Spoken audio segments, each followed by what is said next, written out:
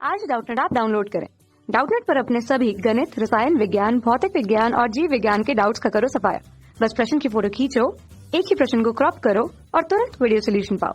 अभी डाउनलोड करें। देखिए क्वेश्चन दिया है कि हाइड्रोजन परमाणु के प्रथम उत्तेजन अवस्था में इलेक्ट्रॉन की कुल ऊर्जा लगभग ऋणात्मक रूप से 3.4 इलेक्ट्रॉन वोल्ट है। तो बताइए पहला कि इस अवस्था में इलेक्ट्रॉन की गतिज ऊर्जा क्या होगी, दूसरा इस अवस्था में इलेक्ट्रॉन की स्थितिज ऊर्जा क्या होगी, तीसरा यदि स्थितिज ऊर्जा के शून्य चयन को हम बदल दें या बदला जाए तो कौन से उपरोक्त उत्तर को हमें बदलना होगा। तो इस स्थिति में स्थितिज ऊर्जा का मान क्या होगा ये भी पूछा जा रहा है प्रश्न में। देखिए हमें दिया क्या क्या है वो हम देख लेते हैं। हाइड्रोजन परमाणु की बात की जा रही है। H2 परमाणु हमारे पास है, ठीक।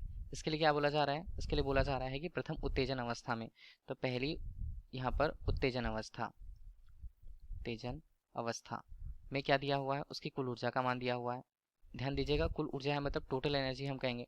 ये टोटल एनर्जी अगर हम देखें सामान्य रूप से तो वो कितना है, 3.4 इलेक्ट्रॉन वोल्ट है। और ये होता कितना है, जो कुल ऊर्जा है या टोटल एनर्जी होती है वो यहाँ पर स्थितिज ऊर्जा और गतिज ऊर्जा के योगफल के बराबर होती है, जिसका मान ऋणात्मक रूप से 3.4 इलेक्ट्रॉन वोल्ट है, ठीक। इतना हुआ हमारे पास। तरह से अगर हम क्रमशः इलेक्ट्रॉन के लिए उसकी गतिज ऊर्जा की बात करें या स्थितिज ऊर्जा की बात करें, तो सबसे पहले इलेक्ट्रॉन के लिए उसकी स्थितिज इलेक्ट्रॉन के लिए गतिज ऊर्जा का सूत्र क्या होगा, वो होगा के ई के रूप में, ठीक है। इसका मान यहाँ पर क्या बनता है, इसका मान होता है 1/2, यहाँ पर हम लिखें एम वी स्क्वायर के रूप में। इलेक्ट्रॉन के लिए बात की जा रही है।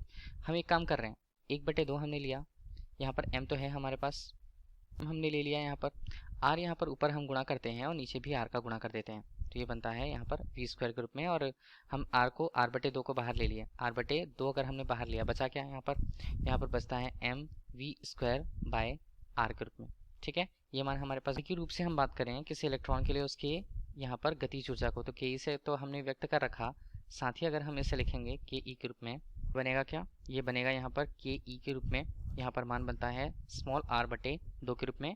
और यहाँ पर मान अगर हम नाभिकीय रूप से देखें तो नाभिकीय रूप से जेड ई स्क्वायर, जेड ई हमें क्या बता रहा है, उसमें परमाणु क्रमांक के बता रहा है, ठीक है। परमाणु के लिए परमाणु क्रमांक को, जिसका मान यहाँ पर जेड ई स्क्वायर बटे 4 पाई यहाँ पर epsilon naught small r square के रूप में होता है, ठीक।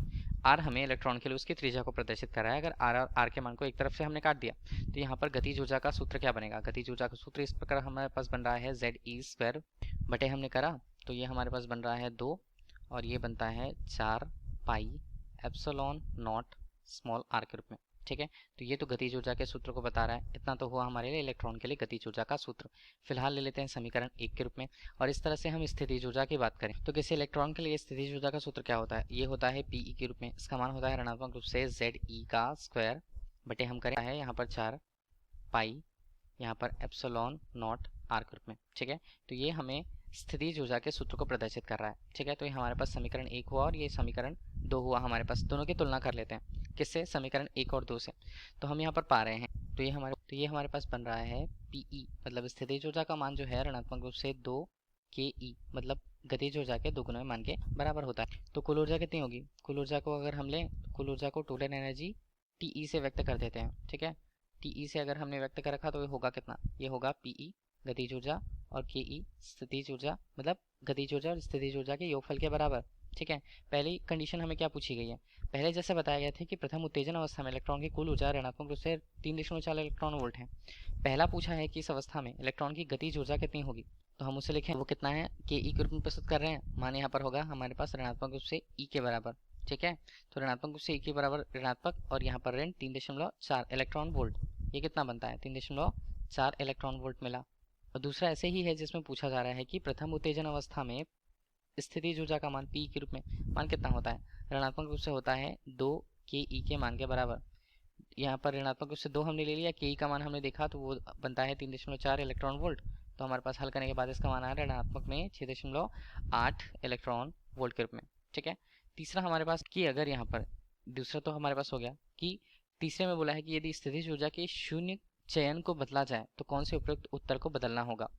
तो यहाँ पर हम ये कह सकते हैं तीसरा हमारे पास जो दिया हुआ है कि अगर हमने स्थितिज ऊर्जा के मान को बदल दिया, शून्य कर दिया, ठीक है, पी के मान को अब की स्थिति पर, पीई अगर हमने शून्य करा तो गतिज ऊर्जा क्या इस पर निर्भर कर रही है? नहीं।